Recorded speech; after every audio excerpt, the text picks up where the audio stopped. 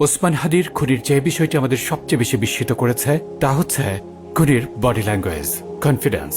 খুনি যখন তার টার্গেটের বডি ডিস্টেন্সে থেকে রেকি করে, খুনি যখন টার্গেটের বডি ডিস্টেন্সে পজিশন নিতে কোনো দ্বিধা করে না, তখন বুঝে নিতে হবে তার কনফিডেন্স ইজ ড্যাম হাই।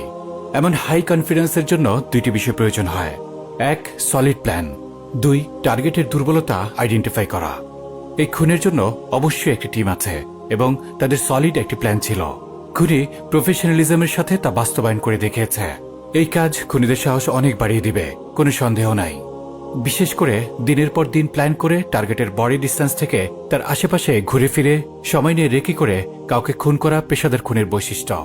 রাগের মাথায় কাউকে খুন করা আর প্ল্যান করে কাউকে খুন করার মধ্যে আকাশ পাতাল তফাৎ রয়েছে। আমি উন্মাদ, আমি ঝঞ্ঝাট, আমি ভিতিয়ে ধরিত্রীর বলবীর চির উন্নত মানুষের।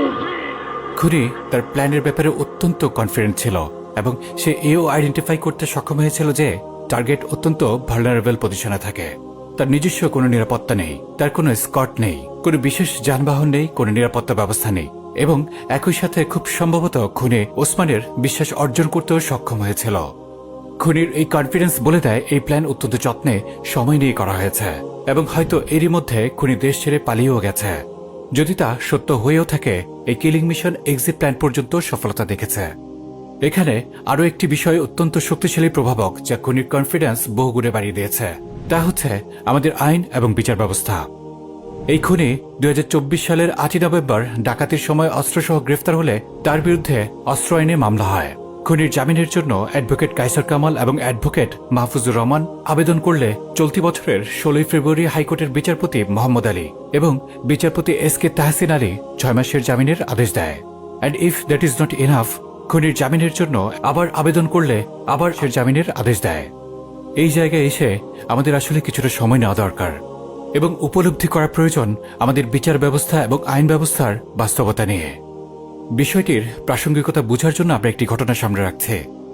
গত 24 অক্টোবর ইসকনের বিরুদ্ধে মিছিলে ডামি রাইফেল প্রদর্শন করার জন্য মুজাহিদুল ইসলাম নামের এক ব্যক্তিকে বাসা থেকে পুলিশ গ্রেফতার করে নিয়ে যায় এবং রাইফেলটি ডামি প্রমাণিত হওয়ার পরেও কোনো রাজনৈতিক দলের সাথে তার সম্পৃক্ততা না পাবার পরেও এখনও সেই ব্যক্তির জামিন হয়নি। অথচ চিহ্নিত আওয়ামী সন্ত্রাসী ডাকাতি মামলায় গ্রেফতার, অস্ত্রসহ গ্রেফতার এবং সুনির্দিষ্টভাবে খুনি আওয়ামী লীগের বিভিন্ন ঝটিকা মিছিলের নেতৃত্ব দেওয়া এই সন্ত্রাসী কিভাবে একবার নয় বরং 2 বার জামিন পায়। আমরা যতদিন এই বিষয়টি সুরাহা করতে না পারব ততদিন আমাদের অবস্থা তেমন কোনো পরিবর্তন আসবে না।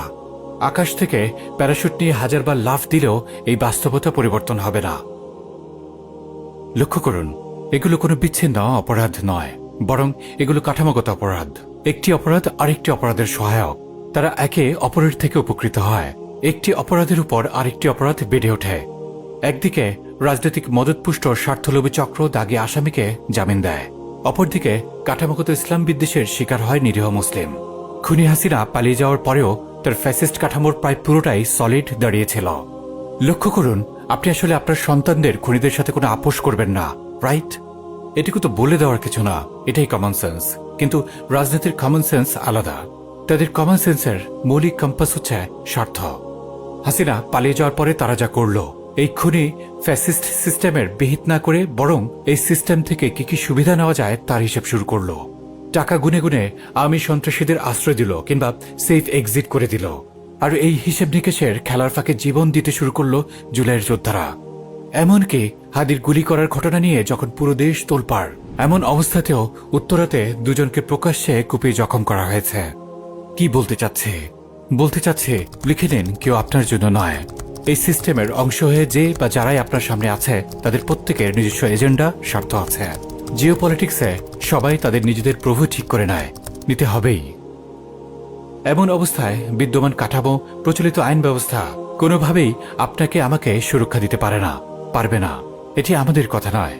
লক্ষ্য করুন, পররাষ্ট্র উপদেষ্টা বলেছেন বিশ্বে একমাত্র বাংলাদেশ ভারত সীমান্তে যুদ্ধ পরিস্থিতি ছাড়াই মানুষকে গুলি করে হত্যা করা হয়। আর এই সমস্যার আপাতত কোনো সমাধান নেই বলেও মনে করেন তিনি। অর্থাৎ তিনি এই ব্যাপারে কিছুই করার সামর্থ্য রাখেন না। অর্থাৎ দেশ, আইন, বাহিনী, প্রশাসন আপনাকে ভারতের গুলির মুখে সুরক্ষা দিতে পারে না, পারবে না। That's it. আমরা ভুল কিছু বললে কমেন্ট করে জানাবেন। অপরদিকে আমরা আরও একটি উদাহরণ দেখি। আফগান পাক সীমান্তে পাকিস্তান যখন নিরীহ আফগানিদের উপরে নির্বিচারে বোম্বিং করছে, আফগানিস্তান উত্তর দিয়েছে পাকিস্তানকে এর মূল্য পরিশোধ করতে হবে। জনগণ এটি আশা করে যে তার দেশ তাকে রক্ষার জন্য প্রস্তুত থাকবে। যেখানে নিজের দেশের জনগণের নিরাপত্তার ব্যাপারে উপদেষ্টা সাহেবের পারফরম্যান্স ডাস্টবিন লেভেলের, সে একই উপদেষ্টা জাতিসংঘের সাধারণ পরিষদের অধিবেশনে আফগান নারী ও শিশুদের অধিকার নিয়ে নসিহত করেন। That is what we call a pure disgrace. আমরা বলেছিলাম বিদ্যমান কাঠামো প্রচলিত আইন ব্যবস্থা কোনোভাবেই আপনাকে সুরক্ষা দিতে পারবে না, বরং এই কাঠামো তার এজেন্ডা মাফিক উল্টো আপনার নিরাপত্তা নষ্ট করবে, আপনার জন্য হুমকি হয়ে উঠবে।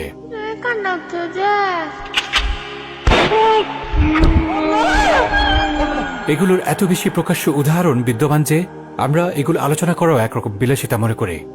এমন অবস্থায় আমাদের করণীয় কি? আমাদের করণীয় হচ্ছে এই সিস্টেমকে চ্যালেঞ্জ করা।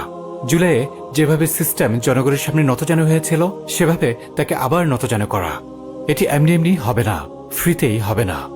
এরপরে এই সিস্টেমকে একটি ইনসাফ ভিত্তিক সিস্টেম দ্বারা প্রতিস্থাপন করা, আর সেটি ইসলাম ব্যতীত আর কোনো কিছুই হতে পারে না। সাগররুনি হত্যার কথা মনে আছে? 1 যুগ পার হয়ে গেল, আজ পর্যন্ত এই মামলার কোনো রায় হয়নি।